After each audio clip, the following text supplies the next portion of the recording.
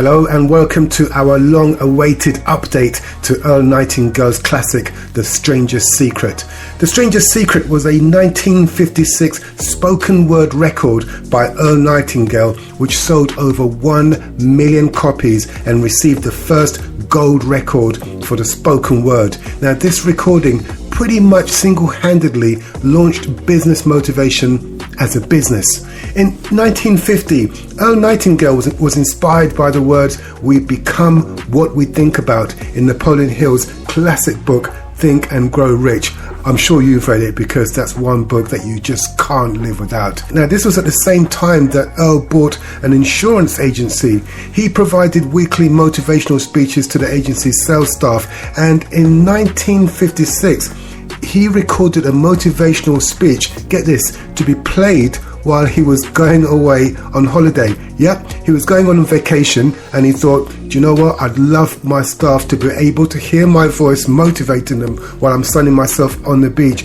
He recorded a motivational speech to be played while he was on vacation. Nightingale's employees spread the word of the speech and demand for the recording grew so large that he and friend Lloyd Conant formed the Nightingale Conant Corporation to manage sales. Now, I heard The Strangest Secret some 10 years ago, and even today it still blows my mind. This is probably one of the most powerful and inspiring speeches you're ever gonna hear. Trust me, you're gonna love this. The Strangest Secret 2022 update has been produced in association with the Book of Success. Now, the Book of Success is a life-changing book that offers precious, practical, and thought-provoking insights that will inspire you to be the best you can be at home, at work, and everywhere else in between. Written by entrepreneurs, NLP coaches, and motivation experts from all over the world, the Book of Success is a guide to bringing your desires into reality using laws of the universe that never fail. Have a listen to The Strangest Secret, then click the link in the description box of this video to pick up your copy of the Book of Success. I'd like to tell you about the strangest secret in the world. Not long ago, Albert Schweitzer, the great doctor and Nobel Prize winner, was being interviewed in London, and a reporter asked him, "Doctor, what's wrong with men today?" The great doctor was silent a moment, and then he said, "Men simply don't think." And it's about this that I want to talk with you. We live today in a golden age. This is an era that man has looked forward, dreamed of, and worked toward for thousands of years. But since it's here, we pretty well take it for granted. We in America are particularly fortunate to live in the richest land that ever existed on the face of the earth, a land of abundant opportunity for everyone. But do you know what happens? Let's take 100 men who start even at the age of 25. Do you have any idea what will happen to those men by the time they're 65? These 100 men who all start even at the age of 25 believe they're going to be successful. If you asked any one of these men if he wanted to be a success, he'd tell you that he did. And you'd notice that he was eager toward life, that there was a certain sparkle to his eye, an erectness to his carriage, and life seemed like a pretty interesting adventure to him. But by the time they're 65, 1 will be rich, 4 will be financially independent, 5 will still be working, 54 will be broke. Now think a moment. Out of the 100, only 5 make the grade. Why do so many fail? What has happened to the sparkle that was there when they were 25? What's become of the dreams, the hopes, the plans? And why is there such a large disparity between what these men intended to do and what they actually accomplished? When we say about 5% achieve success, we have to define success. And here's the definition. Success is the progressive realization of a worthy ideal. If a man is working toward a predetermined goal and knows where he's going, that man is a success. If he's not doing that, he's a failure. Success is the progressive realization of a worthy ideal. Rollo May, the distinguished psychiatrist, wrote a wonderful book called Man's Search for Himself. And in this book he says, the opposite of courage in our society is not cowardice, it is conformity. And there you have the trouble today. It's conformity. People acting like everyone else, without knowing why, without knowing where they're going. Now think of it. In America right now, there are over 14 million people 65 years of age and over, and about 13 million of these 14 million are broke. They're dependent on someone else for life's necessities. Now, we learn to read by the time we're 7. We learn to make a living by the time we're 25. Usually, by that time, we're not only making a living, we're supporting a family. And yet, by the time we're 65, we haven't learned how to become financially independent in the richest land that has ever been known. Why? We conform. And the trouble is that we're acting like the wrong percentage group, the 95% who don't succeed. Now, why do these people conform? Well, they don't know, really. These people believe that their lives are shaped by circumstances, by things that happen to them, by exterior forces. They're outer-directed people. A survey was made one time that covered a lot of men, working men, and these men were asked this question: why do you work? Why do you get up in the morning? 19 out of 20 had no idea. If you ask them, they'll say, everyone goes to work in the morning. And that's the reason they do it, because everyone else is doing it. Now let's get back to our definition of success. Who succeeds? The only man who succeeds is the man who is progressively realizing a worthy ideal. He's the man who says, I'm going to become this, and then begins to work toward that goal. I'll tell you who the successful people are. A success is the school teacher who's teaching school because that's what she wanted to do. The success is the woman who's a wife and mother because she wanted to become a wife and mother and is doing a good job of it. The success is the man who runs the corner gas station because that's what he wanted to do. The success is the successful salesman who wants to become a top-notch salesman and grow and build with his organization. A success is anyone who is doing deliberately a predetermined job because that's what he decided to do deliberately. But only 1 out of 20 does that. That's why today there isn't really any competition unless we make it for ourselves. Instead of competing, all we have to do is create. Now, for 20 years, I looked for the key which would determine what would happen to a human being. Was there a key I wanted to know which would make the future a promise that we could foretell to a large extent? Was there a key that would guarantee a person's becoming successful if he only knew about it and knew how to use it? Well, there is such a key, and I've found it. Have you ever wondered why so many men work so hard and honestly without ever achieving anything in particular, and others don't seem to work hard and yet seem to get everything?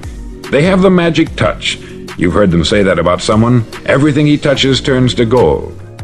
And have you ever noticed that a man who becomes successful tends to continue to become successful, and on the other hand, have you noticed how a man who is a failure tends to continue to fail? It's because of goals. Some of us have them, some don't. People with goals succeed because they know where they're going. Now think of a ship leaving a harbor, and think of it with the complete voyage mapped out and planned. The captain and crew know exactly where it's going and how long it will take. It has a definite goal. 9,999 times out of 10,000 it will get to where it started out to get. Now let's take another ship, just like the first, only let's not put a crew on it, or a captain at the helm. Let's give it no aiming point, no goal, no destination. We just start the engines and let it go. I think you'll agree with me that if it gets out of the harbor at all, it will either sink or wind up on some deserted beach a derelict. It can't go any place because it has no destination and no guidance. It's the same with a human being. Take the salesman, for example. There is no other person in the world today with the future of a good salesman. Selling is the world's highest paid profession, if we're good at it and if we know where we're going. Every company needs top-notch salesmen, and they reward those men. The sky is the limit for them. But how many can you find? Someone once said, the human race is fixed, not to prevent the strong from winning, but to prevent the weak from losing. The American economy today can be likened to a convoy in time of war. The entire economy is slowed down to protect its weakest link, just as the convoy had to go at the speed that would permit its slowest vessel to remain in formation. That's why it's so easy to make a living today. It takes no particular brains or talent to make a living and support a family today. So we have a plateau of so-called security, if that's what a person's looking for.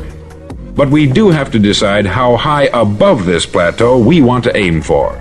Now let's get back to the strangest secret in the world, the story that I wanted to tell you today. Why do men with goals succeed in life, and men without them fail? Well, let me tell you something which, if you really understand it, will alter your life immediately. If you understand completely what I'm going to tell you from this moment on, your life will never be the same again.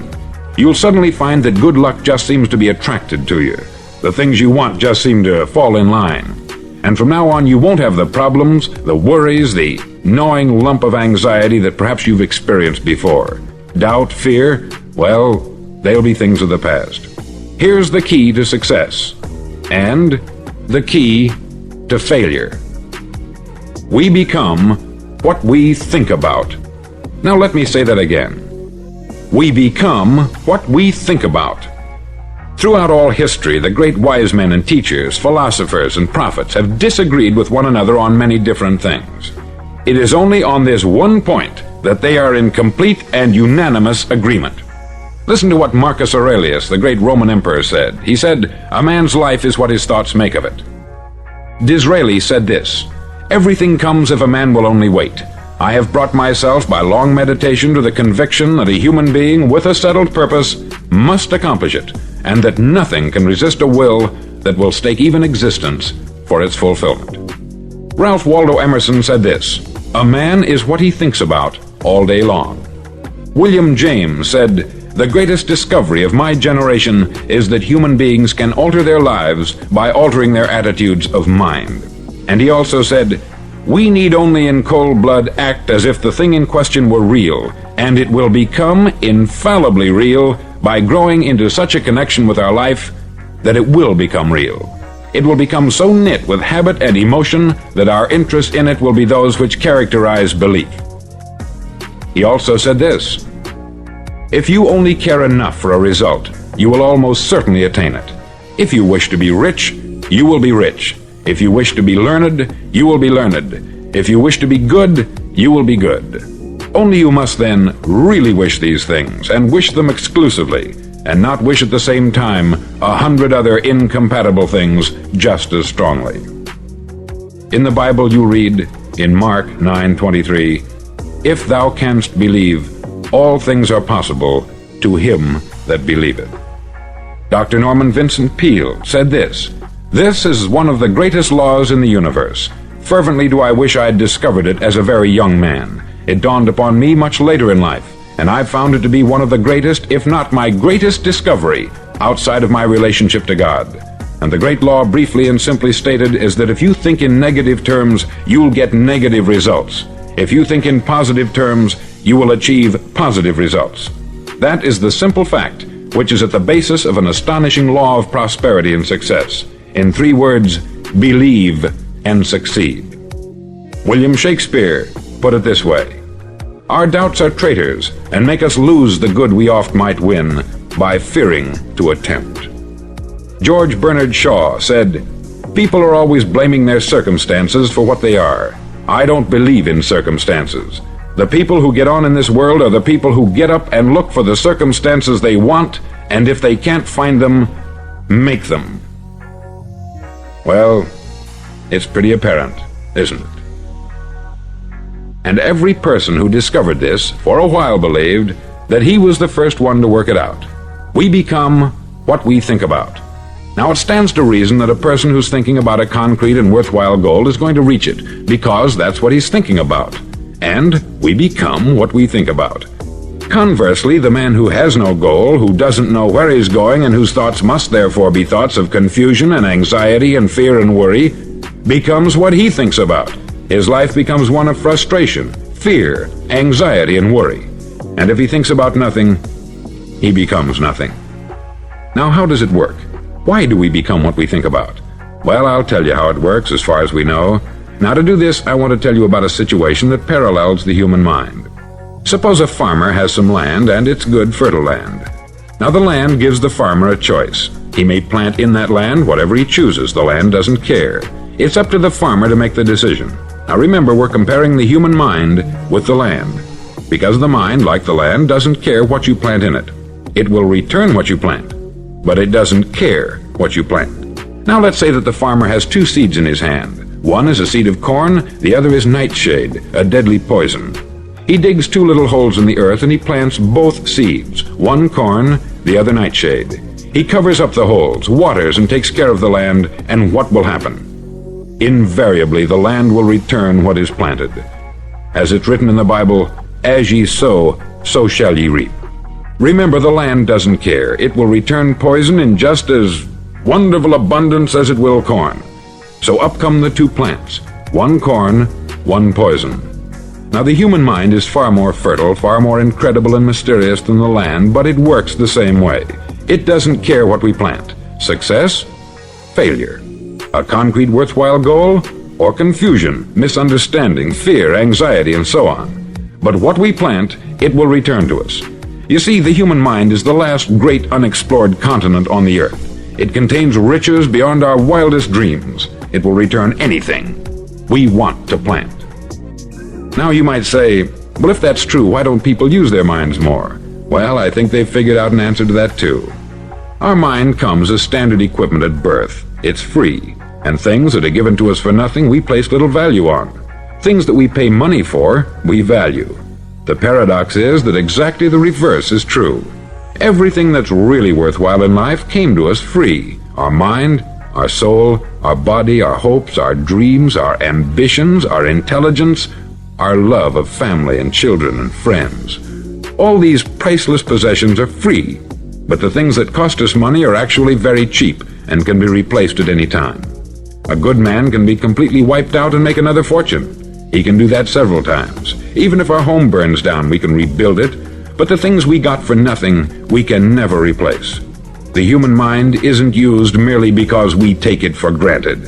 Familiarity breeds contempt. It can do any kind of job we assign to it, but generally speaking, we use it for little jobs instead of big important ones. Universities have proved that most of us are operating on about 10% of our abilities. Decide now, what is it you want? Plant your goal in your mind. It's the most important decision you'll ever make in your entire life. Do you want to be an outstanding salesman, a better worker at your particular job? Do you want to go places in your company, in your community? All you've got to do is plant that seed in your mind. Care for it. Work steadily toward your goal, and it will become a reality. It not only will, there's no way that it cannot. You see, that is a law, like the laws of Sir Isaac Newton, the laws of gravity. If you get on top of a building and jump off, you'll always go down. You'll never go up. And it's the same with all the other laws of nature. They always work. They're inflexible. Think about your goal in a relaxed, positive way. Picture yourself in your mind's eye as having already achieved this goal. See yourself doing the things you will be doing when you've reached your goal. Ours has been called the phenobarbital age, the age of ulcers and nervous breakdowns.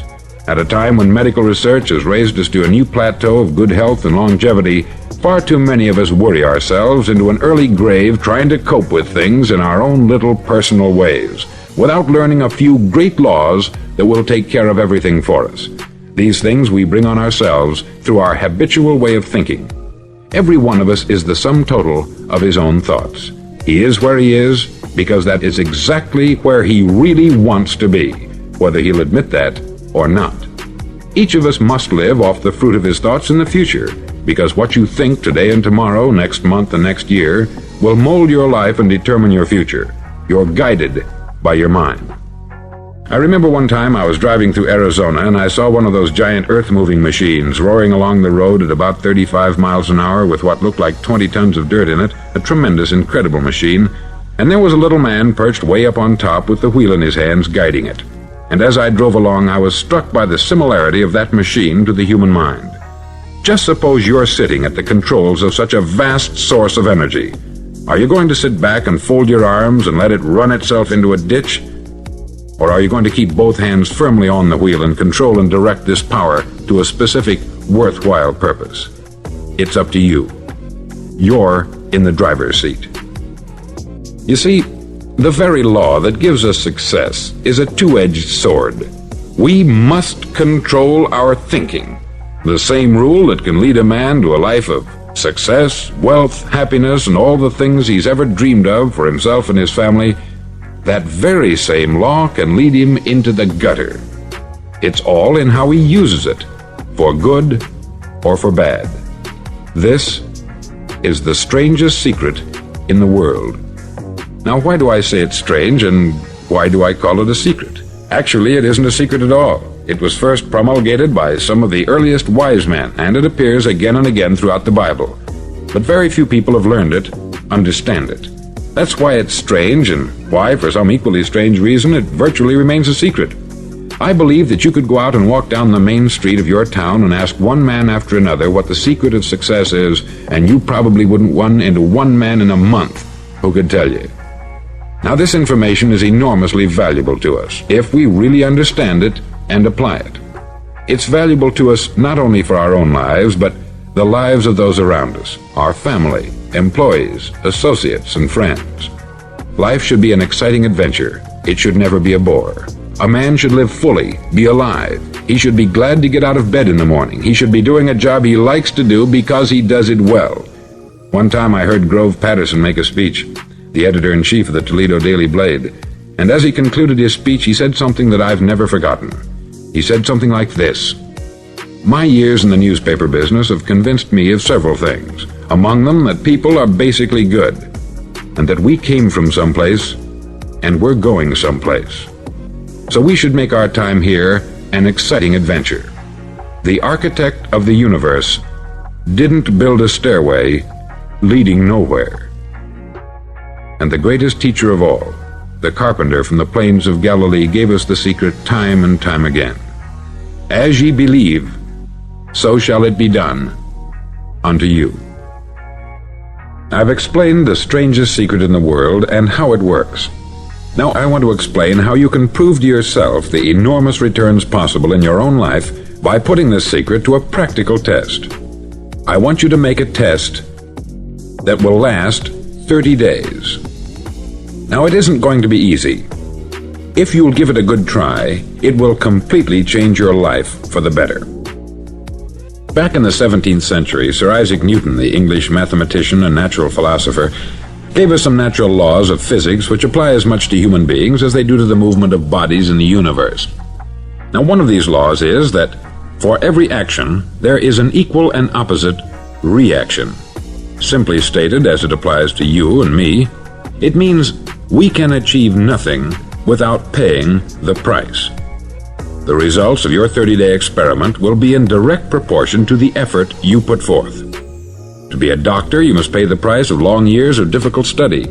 To be successful in selling, and remember that each of us succeeds to the extent of his ability to sell, selling our families on our ideas, selling education in schools, selling our children on the advantages of living the good and honest life, selling our associates and employees on the importance of being exceptional people, to, of course, the profession of selling itself. But to be successful in selling our way to the good life, we must be willing to pay the price. Now, what is that price? Well, it's many things. First, it's understanding emotionally, as well as intellectually, that we literally become what we think about, that we must control our thoughts if we're to control our lives. It's understanding fully that, as ye sow, so shall ye reap. Secondly, it's cutting away all the fetters from the mind and permitting it to soar as it was divinely designed to do. It's the realization that your limitations are self-imposed, and that the opportunities for you today are enormous beyond belief. It's rising above narrow-minded pettiness and prejudice. Thirdly, to use all your courage to force yourself to think positively on your own problem, to set a definite and clearly defined goal for yourself, to let your marvelous mind think about your goal from all possible angles, to let your imagination speculate freely upon many different possible solutions, to refuse to believe there are any circumstances sufficiently strong to defeat you in the accomplishment of your purpose, to act promptly and decisively when your course is clear, and to keep constantly aware of the fact that you are, at this moment, standing in the middle of your own acre of diamonds, as Russell Conwell used to point out. Fourth, save at least 10% of what you earn. It's also remembering that no matter what your present job, it has enormous possibilities if you're willing to pay the price. Now let's just go over the important points in the price each of us must pay to achieve the wonderful life that can be ours. It is, of course, worth any price. 1. You will become what you think about. 2. Remember the word imagination. Let your mind soar. 3. Courage. Concentrate on your goal every day. 4. Save 10% of what you earn. And action. Ideas are worthless unless we act on them. Now I'll try to outline the 30-day test I want you to make. Now keep in mind that you have nothing to lose by making this test, and everything you could possibly want to gain. There are two things that may be said of everyone. Each of us wants something, and each of us is afraid of something. I want you to write on a card what it is you want more than anything else. It may be more money. Perhaps you'd like to double your income or make a specific amount of money. It may be a beautiful home. It may be success at your job. It may be a particular position in life. It could be a more harmonious family. Each of us wants something. Write down on your card specifically what it is that you want. Make sure it's a single goal and clearly defined. You needn't show it to anyone, but carry it with you so that you can look at it several times a day. Think about it in a cheerful, relaxed, positive way each morning when you get up, and immediately you have something to work for, something to get out of bed for, something to live for. Look at it every chance you get during the day and just before going to bed at night. As you look at it, remember that you must become what you think about, and since you're thinking about your goal, you realize that soon it will be yours. In fact, it's yours really the moment you write it down and begin to think about it. Look at the abundance all around you as you go about your daily business. You have as much right to this abundance as any other living creature. It's yours for the asking. Now we come to the difficult part. Difficult because it means the formation of what is probably a brand new habit, and new habits are not easily formed. Once formed, however, it'll follow you for the rest of your life. Stop thinking about what it is you fear. Each time a fearful or negative thought comes into your consciousness, replace it with a mental picture of your positive and worthwhile goal. There will come times when you will feel like giving up. It's easier for a human being to think negatively than positively. That's why only 5% is successful. You must begin now to place yourself in that group. For 30 days, you must take control of your mind. It will think only about what you permit it to think. Each day for this 30-day test, do more than you have to do. In addition to maintaining a cheerful, positive outlook, give of yourself more than you've ever done before. Do this knowing that your returns in life must be in direct proportion to what you give. The moment you decide on a goal to work toward, you're immediately a successful person. You're then in that rare and successful category of people who know where they're going. Out of every 100 people, you belong to the top 5. Don't concern yourself too much with how you're going to achieve your goal. Leave that completely to a power greater than yourself. All you have to do is know where you're going. The answers will come to you of their own accord. Remember these words from the Sermon on the Mount, and remember them well. Keep them constantly before you this month of your test. Ask, and it shall be given you. Seek, and ye shall find. Knock, and it shall be opened unto you. For every one that asketh receiveth, and he that seeketh findeth, and to him that knocketh it shall be opened. It's as marvelous and as simple as that. In fact, it's so simple that in our seemingly complicated world it's difficult for an adult to understand that all he needs is a purpose and faith. For 30 days, do your best. If you're a salesman, go at it as you've never done before, not in hectic fashion, but with the calm, cheerful assurance that time well spent will give you the abundance in return you deserve and want. No matter what your job, do it as you've never done it before for 30 days. And if you've kept your goal before you every day, you'll wonder and marvel at this new life you've found. Dorothea Brand, outstanding editor and writer, discovered it for herself and tells about it in her fine book, Wake Up and Live.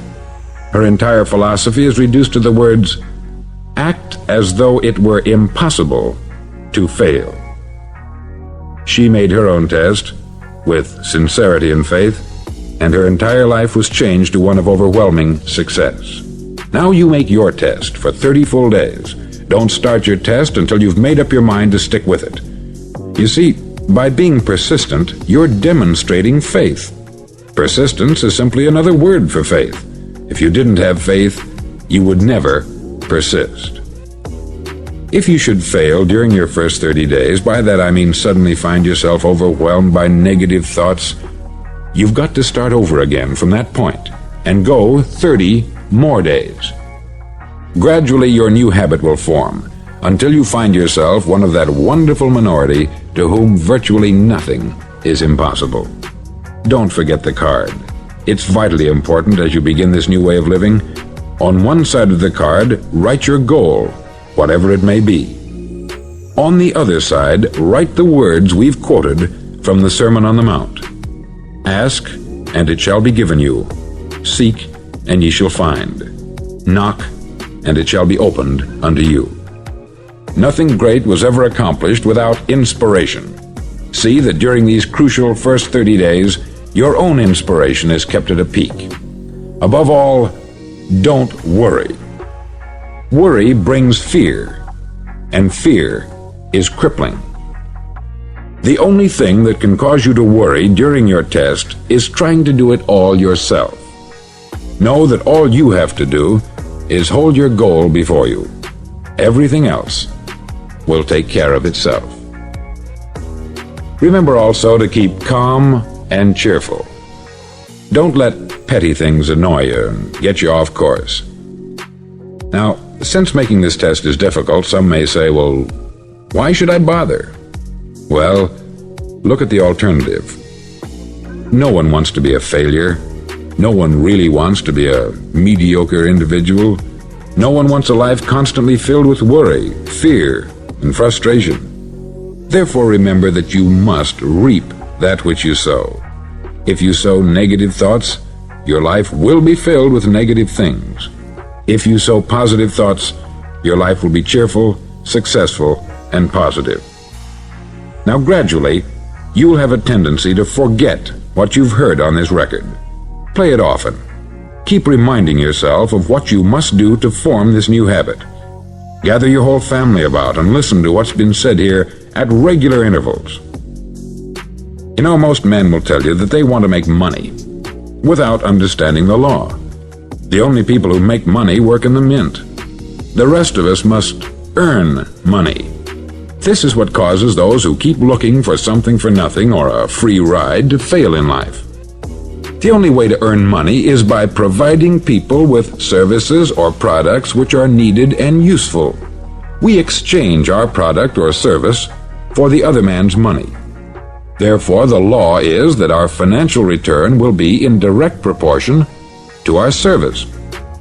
Success is not the result of making money. Making money is the result of success. And success is in direct proportion to our service. Most people have this law backwards. They believe that you're successful if you earn a lot of money. The truth is that you can only earn money after you're successful. It's like the story of the man who sat in front of the stove and said to it, "Give me heat, and then I'll add the wood." How many men and women do you know, or do you suppose there are today, who take the same attitude toward life? There are millions. We've got to put the fuel in before we can expect heat. Likewise, we've got to be of service first before we can expect money. Don't concern yourself with the money. Be of service. Build, work, dream, create. Do this, and you'll find there's no limit to the prosperity and abundance that will come to you. Prosperity is founded upon a law of mutual exchange. Any person who contributes to prosperity must prosper in turn himself. Sometimes the return will not come from those you serve, but it must come to you from someplace, for that is the law. For every action, there is an equal and opposite reaction. As you go daily through your 30-day test period, remember that your success will always be measured by the quality and quantity of service you render, and money is a yardstick for measuring this service. No man can get rich himself unless he enriches others. There are no exceptions to a law. You can drive down any street in America and from your car estimate the service that's being rendered by the people living on that street. Had you ever thought of this yardstick before? It's interesting. Some, like ministers and priests and other devoted people, measure their returns in the realm of the spiritual, but again, their returns are equal to their service. Once this law is fully understood, any thinking person can tell his own fortune. If he wants more, he must be of more service to those from whom he receives his return. If he wants less, he has only to reduce this service. This is the price you must pay for what you want. If you believe you can enrich yourself by deluding others, you can only end by deluding yourself. It may take some time, but just as surely as you breathe, you'll get back what you put out. Don't ever make the mistake of thinking you can avert this. It's impossible. The prisons and the streets where the lonely walk are filled with people who tried to make new laws just for themselves. We may avoid the laws of man, but there are greater laws that cannot be broken. An outstanding medical doctor recently pointed out 6 steps that will help you realize success. 1. Set yourself a definite goal. 2. Quit running yourself down. 3. Stop thinking of all the reasons why you cannot be successful, and instead think of all the reasons why you can. 4. Trace your attitudes back through your childhood and try to discover where you first got the idea you couldn't be a success, if that's the way you've been thinking. 5. Change the image you have of yourself by writing out a description of the person you would like to be. And 6. Act the part of the successful person you have decided to become. The doctor who wrote those words is a noted West Coast psychiatrist, David Harold Fink, M.D. Do what all experts since the dawn of recorded history have told you you must do. Pay the price by becoming the person you want to become. It's not nearly as difficult as living unsuccessfully. Make your 30-day test. Then repeat it. Then repeat it again. Each time it will become more a part of you until you'll wonder how you could ever have lived any other way. Live this new way, and the floodgates of abundance will open and pour over you more riches than you may have dreamed existed. Money? Yes, lots of it. But what's more important, you'll have peace. You'll be in that wonderful minority who lead calm, cheerful, successful lives. Start today. You have nothing to lose, but you have a life to win.